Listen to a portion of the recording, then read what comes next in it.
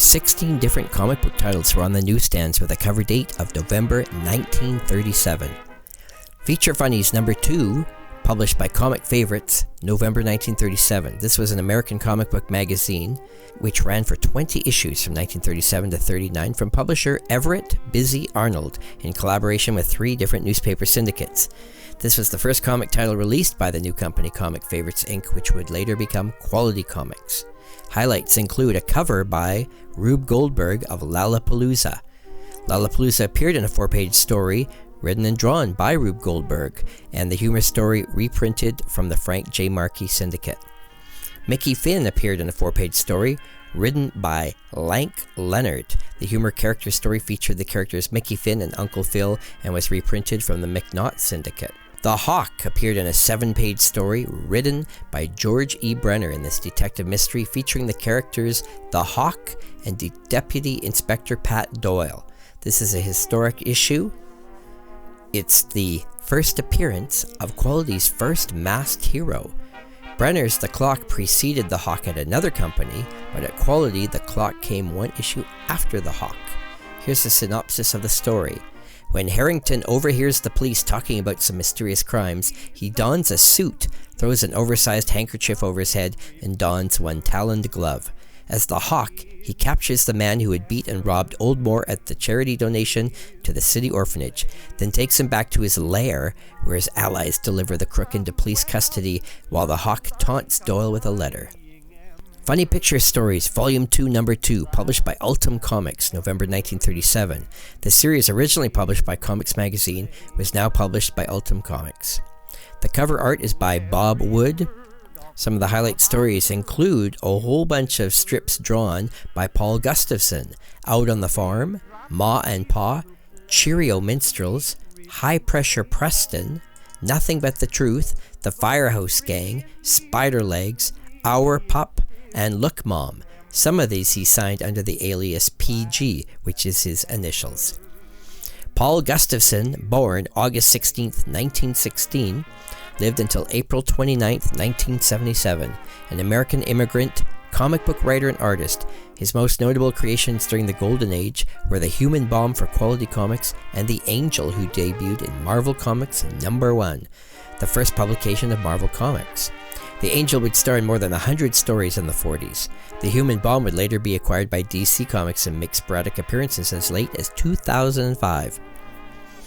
Gustafson began working in the studio of Harry H. Hessler, a packager of comic books, starting at $12 a week. Gustafson began working for another comics packager, Funnies Inc., which supplied publisher Martin Goodman with the contents of Marvel Comics #1. The packager also supplied Centaur publications, for which Gustafson created A-Man, The Arrow, Phantom of the Fair, and Man of War. Other notable work includes humor features in 5 early issues of DC's Action Comics, starting with number 5 in 1938, and the 2-page humor piece Major Bigsby and Bots, found in Batman #1. He later joined Quality Comics, one of DC's predecessors, where publisher Busy Arnold offered him $25 a page. There, Gustafson created the Human Bomb, premiering in Police Comics #1 in 1941.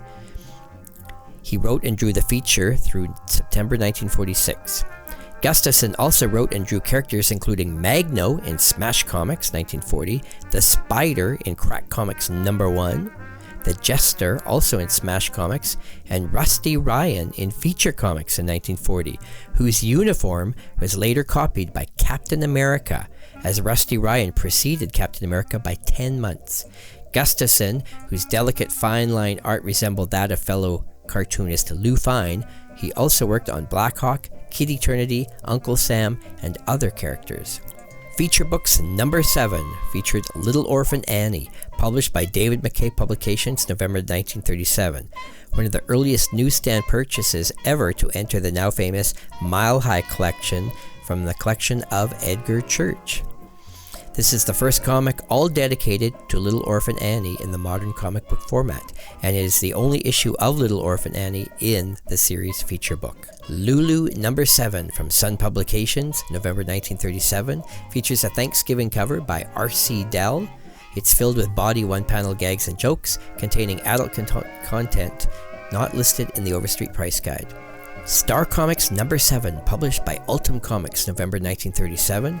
The comic had been published by Harry Chesler, but starting with issue number 7 was now from Ultem Comics, who now had the most titles on the newsstands, even though they had just debuted this month.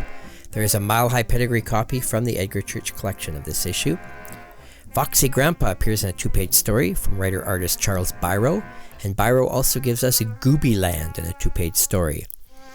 Fred Gardenier is found all throughout the issue in stories such as Down Through the Ages with Fighting Men, which he drew. He also drew His Own Medicine in 8 pages, Dan Hastings in a 4-page story called Raskow Leaves for Canada, and a short stories of When Mother Was a Girl and When Father Was a Boy. The writer are unknown for these stories. Topsy Turvy appears in a 2-page story from artist Clem Greder, and Greder was born in 1904. Between 1929 and 38, he worked on the syndicated Sue to Lou feature. He worked for Harry A. Chesler's shop in the mid-30s and provided art for features like Bud and His Legendary Scouts, Dan Hastings, and Topsy Turvy for Centaur. For National and DC Comics, he did 2023 Super Police, Don Drake of the Planet Zero, and Ray and Gale in More Fun Comics and New Comics. During the 40s, he continued to work on comic books by Fawcett, Magazine Enterprises, and Holly Publications. He assisted on the syndicated Ripley's Believe It or Not panel between 1941 and 49. Star Ranger number 7, published by Ultem Comics, November 1937. The comic had been published by Harry Chesler, but starting with issue 7 was now from Ultem Comics, who now had the most titles on the newsstand. There is a Billy Wright pedigree copy of this issue. Cowboy Jake is found on the cover, drawn by Fred Schwab in this humor Western Frontier cover, which also features characters from Jess Foulin. The Little Papoose is a 1-page story from writer-artist Fred Gardenier, who also gives us Lion Lou in a 2-page story.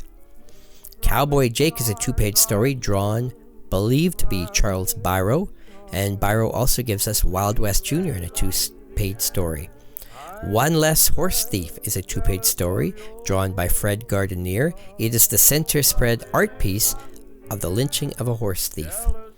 And Gardenier also gives us Bad Medicine, a 3-page story which he signed with his initials FBG. Ace Comics number 8, published by David McKay Publications, November 1937, features a Thanksgiving cover with a turkey. Highlight strips include Jungle Jim, Blondie, The Katzenjammer Kids, Ripley's Believe It or Not, and Crazy Cat. Detective Comics number 9 from DC Comics, November 1937. Speed Saunders is featured on the cover, drawn by Craig Flessel. And there's also a 6-page Speed Saunders story, believed to be written and drawn by Flessel. Larry Steele is in a 6-page story from writer-artist Will Eli. Death at Latitude 30, 6-page story written by Whitney Ellsworth under the alias Frederick Wells with art by Craig Flessel. Spy is a 4-page story from Siegel and Schuster. And the team of Siegel and Schuster also give us 13 pages of Slam Bradley. The detective mystery features Slam Bradley, Shorty, and the first appearance of the villain, the Human Fly.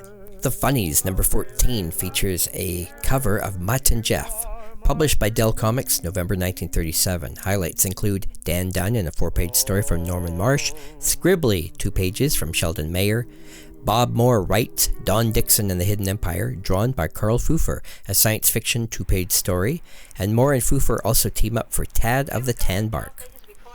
Tailspin Tommy is a 3-page story written by Glenn Chaffin with art by Hal Forrest.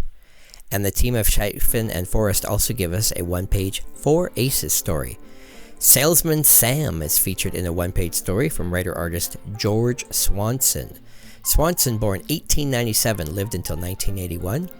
He was the artist on the Flop Family Strip, a comic about an all-American family, distributed by King Features Syndicate from August 1943. The series started as a weekly page under the name Dad's Family. Swanson drew the series for 40 years until his death in 1981. Swanson also drew Salesman Sam from 1920 to 27, High Pressure Pete 1927 to 37, Officer 6 and 7/8, and Elza Poppin. Tip Top Comics number 19, published by United Features Syndicate, November 1937, the only ongoing comic series from United Features, and Tip Top Comics would run for over 25 years, And the main attraction of the first 60 issues was Hal Foster's Tarzan. Also Al Cap's Little Abner. The Captain and the Kids and Jim Hardy are also featured on the cover. There is a mile-high pedigree copy of this comic from the Edgar Church collection. King Comics number 20, published by David McKay Publications, November 1937, features a Joe Musial football cover featuring Popeye with a can of spinach in sight. There is a mile-high pedigree copy of this book from the Edgar Church collection. New Adventure Comics number 21 from DC Comics, November 1937. It is Volume 2, number 9. There is a mile-high pedigree copy from the Edgar Church collection. The cover art is by Craig Flessel, featuring kids making a Tarzan movie. Federal Men appears in a 4-page story from Siegel and Schuster. The detective mystery features Junior Federal Men, and therefore Steve Carson does not appear in this particular story. Dale Daring is in a 2-page story from writer-artist Will Eli, and Eli also gives us Nadir, Master of Magic, in a 4-page story. Winfield is featured in his only appearance in this 1-page strip from artist Gil Fox. Popular Comics number 22, published by Dell Comics, November 1937, features Don Winslow of the Navy, Skippy, Harold Teen, and Gasoline Alley on the cover. Skippy is featured in 4 different strips. Dick Tracy appears in a 3-page story from Chester Gould. Little Orphan Annie is in a 4-page story from Harold Gray, and this is the same month that feature book number 7 from David McKay Publishing featured an all Little Orphan Annie issue. Terry and the Pirates is featured in a 2-page story from Milton Caniff. Don Winslow of the Navy is found in a 2-page story from writer Lieutenant Commander F. Frank V. Martinek, USNR, with art by Leon Baroth. Mickey Mouse Magazine number 26, which is Volume 3, number 2, published by Western Publishing, November 1937, features a Big Bad Wolf early Halloween cover and features different comic strips and stories inside, such as Mickey Mouse. More Fun Comics number 26 from DC Comics, November 1937, features a Thanksgiving cover of a kid in Turkey from Vincent Sullivan. There is a mile-high pedigree copy of this book from the Edgar Church collection. Sandra of the Secret Service appears in a 3-page story from artist Will Eli in the detective mystery, Writer Unknown. Dr. Occult appears in a 4-page story from Siegel and Schuster. Craig Flessel draws a bunch of stories, but the writers are unknown on Pep Morgan, Hanko the Cowhand, and Bradley Boys. Jack Woods appears in a 4-page story from artist Will Eli, writer unknown. Famous Funnies number 40, the first modern comic to ever reach a 40th issue, and therefore the longest running modern comic so far, published by Eastern Color, November 1937. Cover art by Victor Pazmino. There is a Lost Valley pedigree copy of this issue. Highlights include Buck Rogers in a 4-page story from writer Philip Francis Nolan and art by Rick Yeager under the alias Dick Calkins. War on Crime returns in a 4-page story from writer Rex Collier, art possibly by Kemp Starrett. This is the first modern crime genre story.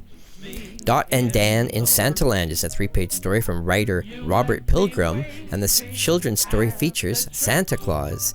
Copyright The Bell Syndicate. S.M. Iger gives us Queenie in a 1-page story under the alias Bob Bliss. Life's Like That is a 1-page cartoon from writer-artist Fred Neyer. And Neyer, born 1903, lived until 2001, an American cartoonist best known for his syndicated gag panel Life's Like That, which offered a humorous look at human nature, which was published for more than 5 decades. From 1930 to 34, he freelanced to magazines in 40 markets, including Punch, the English magazine. He was the first American to sell to Punch in over 20 years. Neyer drew Goofy movies for 5 years, along with gag cartoons for 42 magazines, including Collier's and The New Yorker, when the Bell Syndicate launched Life's Like That on October 1st, 1934, running until 1941.